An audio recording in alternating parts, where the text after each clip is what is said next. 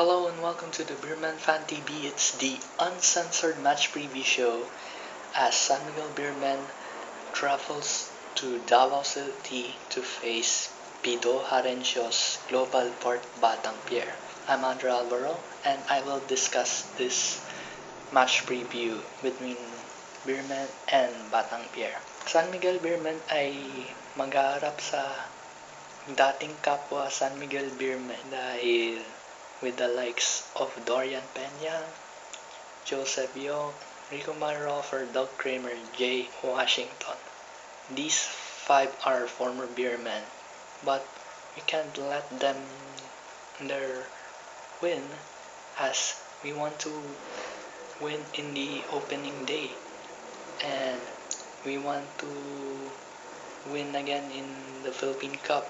Kaya kakailangan ni Coach Leo ng mas matinding depensa dahil nag-reloaded ng Batang Pier. Kung matatandaan nyo, si Doug Kramer ay kalilipat lang ng Global Port Batang Pier sa San Miguel nung last season. And may bagong rookie na sasabak sa match sa Sabado will be Roy Sumang from UE Red Warriors.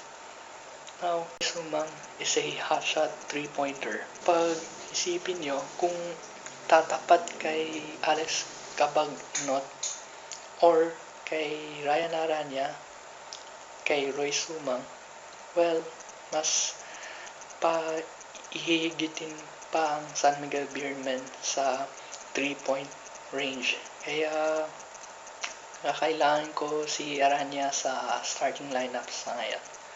So, yun nga, itong si Dorian Peña ay lalong veterano pa rin kahit astigin siya sa rebounds. Kumpara kay baguhan kay Junmar Fajardo, center siya, mas magaling siya sa short range shots.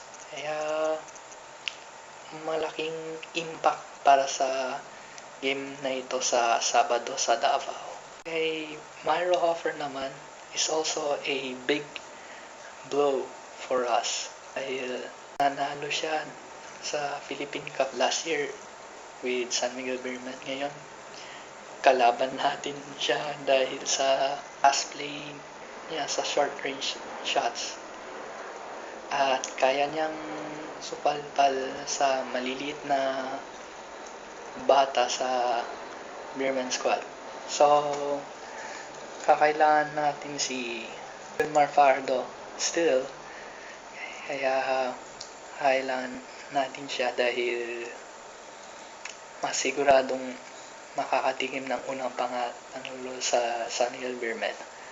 So, anyway, umako tayo sa San Miguel Beerman. Tingnan mo yung difference, hindi pa rin nagbago, but may bagong salta na naman. Dahil with the signings of Brian Aruela and Ryan Aranya, San Miguel Beerman will get their boost for the win on Saturday. Kaya lang, na-drop si Mabulak, na-drop si Stevens, kaya lumipat siya temporary as a practice players or unenlisted squad. So, starting 5, eto na. Ang kukunin ko sa formation will be 2-2-1 formation. Ang nasa side will be Junmar Fajardo dahil kailangan siya sa rebounds, sa short range pass at sa dribbling skills. Si Arvin Santos kakailangan siya ng mas big blow na rebound, pero okay lang siya kahit nasa 3-point shot and will be a better impact for the Beermen to win it. Mid side, the center will be the guards, the likes on Ryan Aranya. I will put him on the starting 5 because he's a hotshot man and Kailangan sa 3-point shot para mahilitin pa sa 3-point field goals kasi mas mataas ang percentage sa 3-point shooting last year. So, kakailangan natin si Ryan Aranya na ituloy ang 3-point field goal percentage. So, I will put him on the near and left. Next one will be Chris Lutz because he will take the right edge of the hard home court. Kasi he's on wildfire on 3-point range and wildfire on the point range. Okay lang siya sa fast break play or a valuable assist. So I'll put him on the right edge of the hard court. Lastly will be Alex Cabagnot. So Alex Cabagnot kasi pupunta ko sa third side ng court kasi wants to command his San Miguel Beerman squads for better purposes. Kaya kailangan natin si Cabagnot sa point guard kasi sa good on 3-point shooting and good on assist. So, kailangan ng San Miguel Beerman na itaasan ng fast break points sa darating na Sabado against Global Port. So, there you have it. This is my starting five. At point guard, Alex Cabagnot.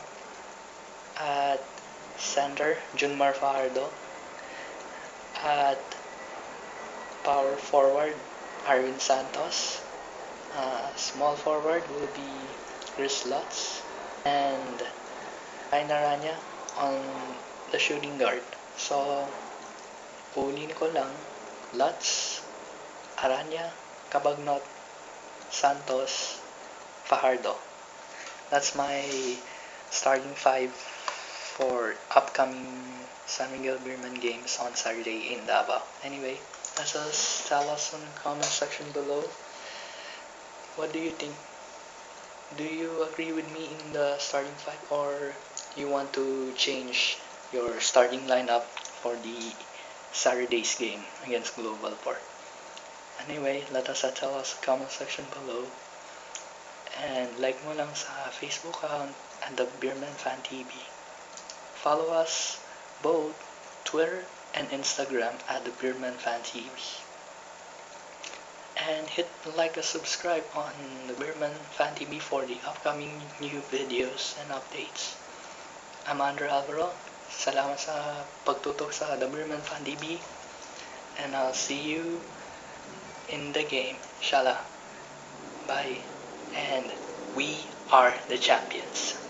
Come on, you beermen, fear the beer.